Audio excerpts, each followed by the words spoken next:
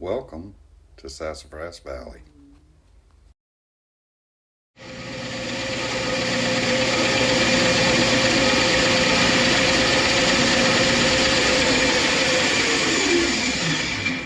Alright, so I've put a new blade on this bandsaw. It is a 5/8 wide blade, and it has, let's see, how many, 4 teeth per inch. It's a rip blade, because what I'm going to do is I'm going to rip the inserts for those panels. And this has a maximum capacity of 6 inches thick, and that's just about right for me to cut half a panel insert. So I've ripped, put a straight line down this piece of plywood here, and I've ripped into it, probably about 3.5, 4 inches deep, and I've got that blade tracking exactly along that line that I drew on it. Okay, then I froze it in place, and what I'll do is I'll take a marker along this outside edge and mark how far off of square it is. Now, almost any bandsaw is going to cut off of square, okay? It's just a factor of how it works. The reason why is because bandsaw blades may have more offset in the teeth to one side than they do to the other side. So, and some other things. These guides that it has on the top and the bottom, they may be just a little bit more tension one way than they are the other way. There's ever so many things that can affect it. It's just not likely that the board, you just shove the board straight through and it's going to cut. But they tend to wander, or they tend to want to cut a line that is straight, just not necessarily square to the blade, okay? In this case, as you can see by the marks here,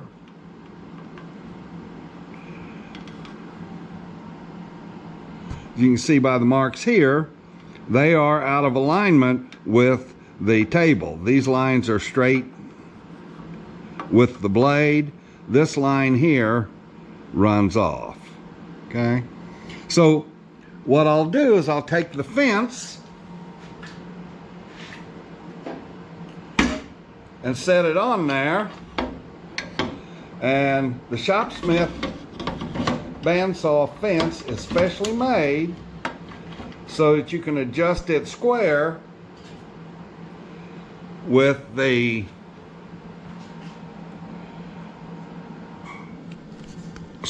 line. See if I can show this. Maybe someplace like that. Yeah, that's not too bad there. It has 2 adjustment screws, one on this side of the fence and one on this side of the fence, that will pull it into square, okay? So you can turn these screws, and what you do is you tighten it just a touch, just so it's barely touching, and you can move that bandsaw fence back and forth. See right there? See how it moves? By adjusting those screws,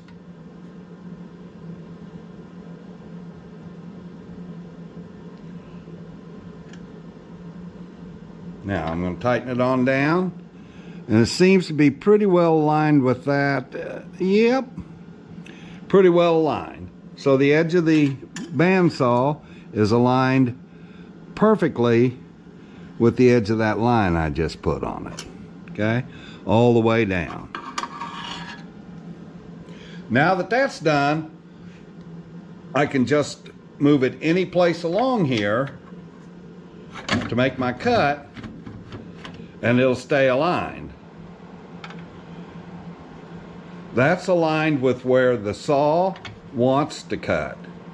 You can see, I think you can see from this angle here, let me get you right here, that the blade runs here. Okay, I don't know if you can see it, but there's run out on that square. It comes out this way. Comes out this way from the fence. So when I set up the distance between the fence and the blade here for the thickness that I want to cut, I need to make sure that I'm doing that at the front edge of the blade where the cut is actually made, because the wood will travel along here. The wood will travel like this, because that's how the blade wants to travel. So I'm going to set up and take my piece of wood, and I'm going to go ahead and do a test cut first and see if it follows a straight line, and then we'll cut the actual stock. I have a piece of rubber wood here. It's only about 3 inches thick. It won't be the full 6 inches like the walnut panel will, but at any rate, I have it marked with a mark down the center line there. It's about the same thickness as what I'm going to be cutting in this direction. So I'm going to take and do this as a trial cut to see whether or not my blade wanders, and also whether or not it's square from top to bottom, indicating whether my table is flat or not. But at any rate, got my this adjusted so it's about 1/4 of an inch. My guide there is about 1/4 of an inch above the top surface to give me every little bit of stability I can. So I'm going to rip this, and then we'll see just how well that setup's going to do on the piece before I cut it.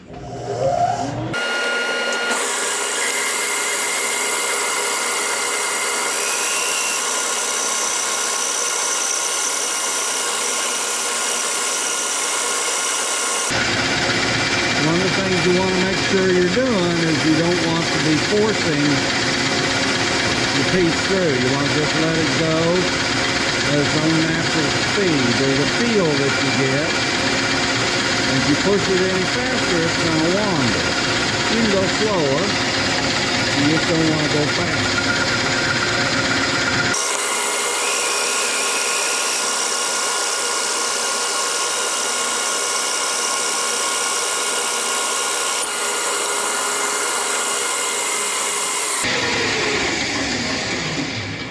So there's my piece. So I'll take my calipers now and check, find out how square it is. As you can see, it followed that line pretty closely. This is the bottom of the piece, and it comes in at about 51 hundredths.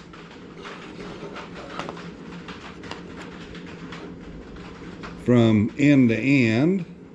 So it cut pretty straight, and in the center out here, it's about 51 hundredths. And on the other side, 48 there, 47 there, and 47 there. So I need to tilt my table down just a little bit so that I've got it even from top to bottom. So I'll make that adjustment, cut one last piece, and then I'll be ready.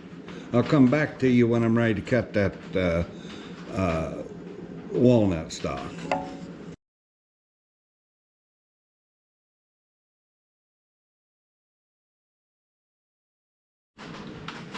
Well, here's 2 panels that I got from that, or the panel that I got. As you can see, it'll book match pretty nice. Have a little knot feature right there. So run that through the planer and see what it looks like after I get it planed down.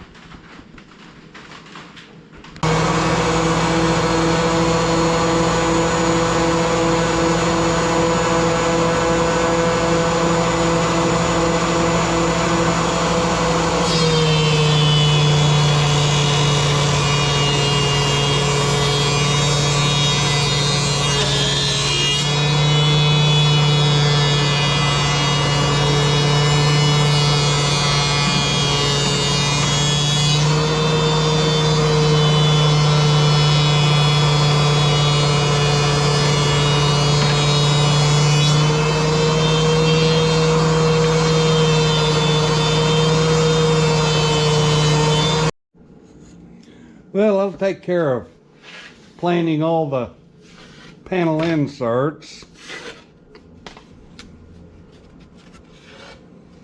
Got some decent book matches here. As you can see,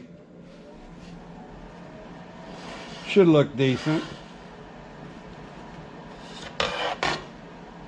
Might choose this side instead, I don't know. I can match them up either way.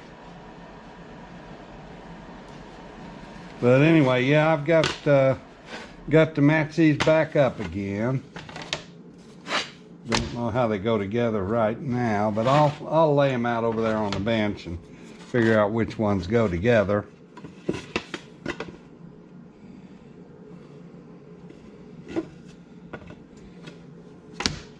Probably something like that. Or it might be like this. That'd make a pretty good panel match there. I don't know. I'll have to see. So, that's all of the inserts for the panels. If I don't blow it, I won't have to come up with any more. But we'll see. I'll get the doors put together and then I'll know for sure. I may have to make 1 or 2 more. I don't know.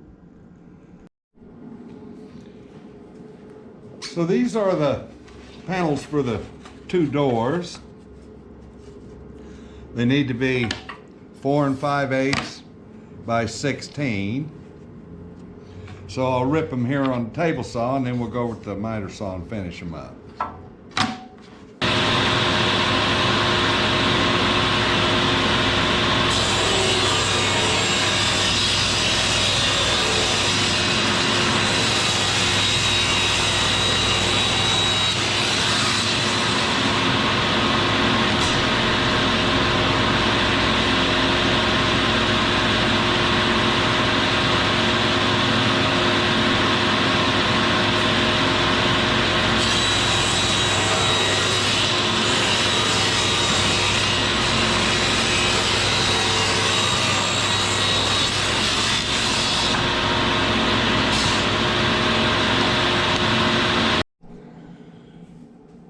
Already have the stop set for 16 inches. This one has a little bit on the end to trim off.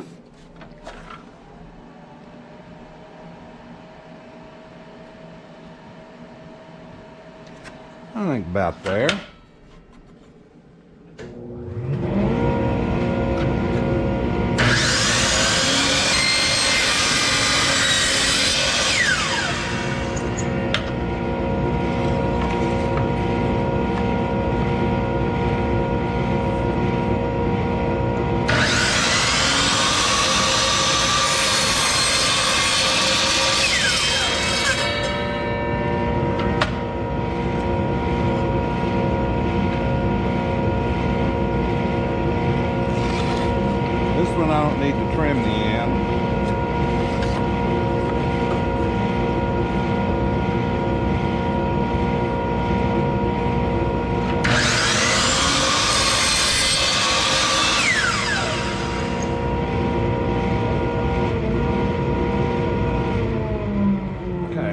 think these will book match pretty good. Let's take a look here.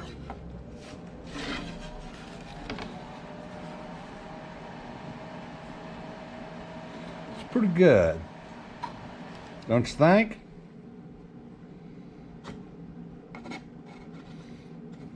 I think it's going to be pretty.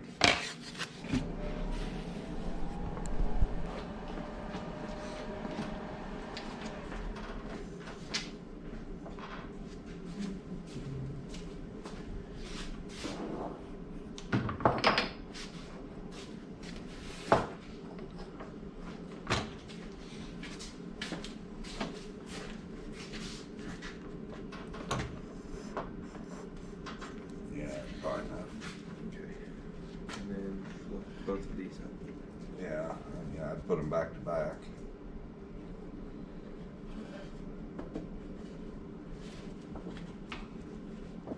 Okay. And then, yeah, put a real light coat. Yeah, there you go. Get a real thin coat on there. It's going to dry pretty quick in here because of the stove's going.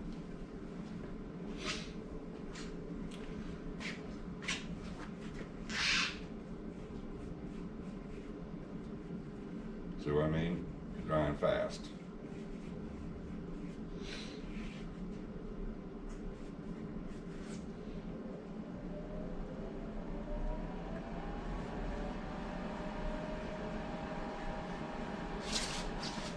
It's drying really fast. Yeah. Yep, it'll dry really fast. It'll surprise you.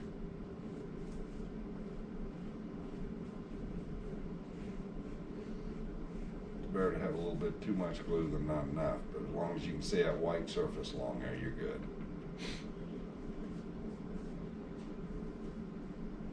Okay, now lay them down and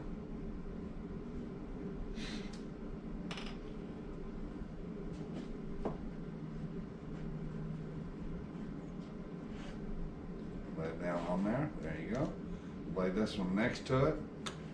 And once you get them aligned, take and push, move them from end to end to make sure you get a good distribution of glue. Okay, now you don't have much time, and you've got to, on this one, you're just going to be able to coat one edge.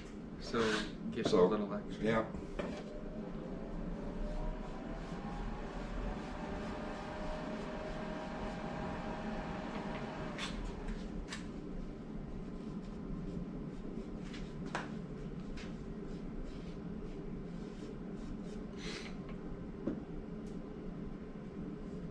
Not the best brush for that shape, but it's a lot better than a big brush. Mm-hmm. It's a lot better than a big brush. So they sell those very same brushes under two names. They're sold as horsehair glue brushes and solder brushes for putting solder on welds or whenever you're, doing soldering. Mm-hmm. Okay?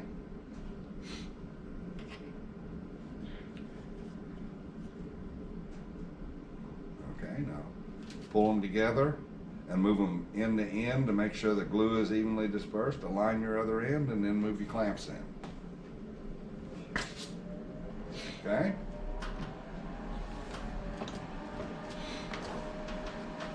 Okay, let's move them in about, let's call it 1.5 inches from the end. There you go. And then, yeah, thank you. And then slide this end up tight here, okay? And then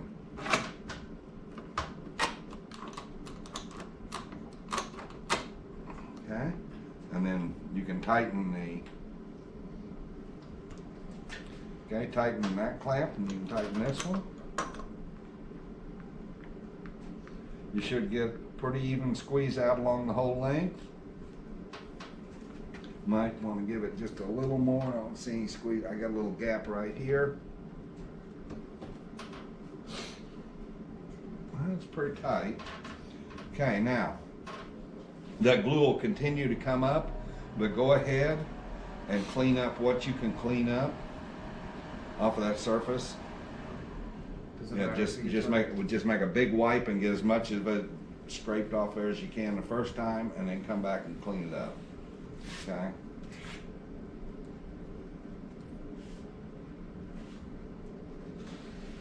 No white showing. It'll continue to squeeze out for a little bit, so go ahead and finish it up, and then you can come back and do a final cleanup. Okay. You can fold that several different ways to keep getting a clean surface. You won't be able to get it out from under the clamps, but that's okay. Because we can stand it on. Yeah. Well, as long as it bubbles up and it doesn't spread, we're good. So we need to make sure this is pressed down. Not bad. Okay, see how it's continuing to bubble just a little bit? Okay.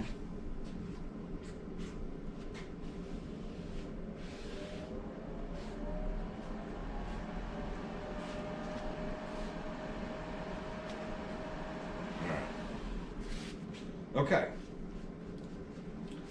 Now we'll let that set, and while that's setting, let's go ahead and get you set up, started sanding on the rails and the stiles, okay? Okay. We need to wash out our glue brush.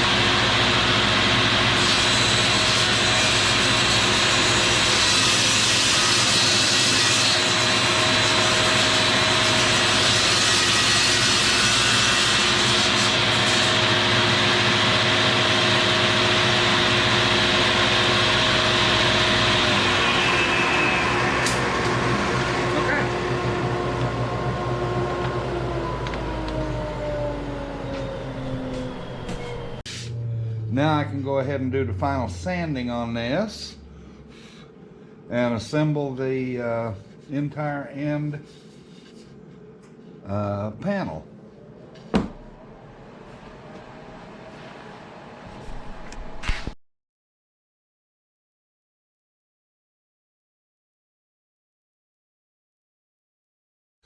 I do appreciate you watching, and you have nothing less than a wonderful day.